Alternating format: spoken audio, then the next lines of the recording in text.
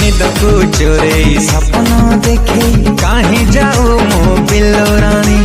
निद को चोरे सपना देखे कहीं जाओ मो बिल्लो रानी। बिंदी लगे की कजल लगे करियो ठतोर नाली नाली एते सजाई जाओ छुगरी कही जथरे आलन खरी।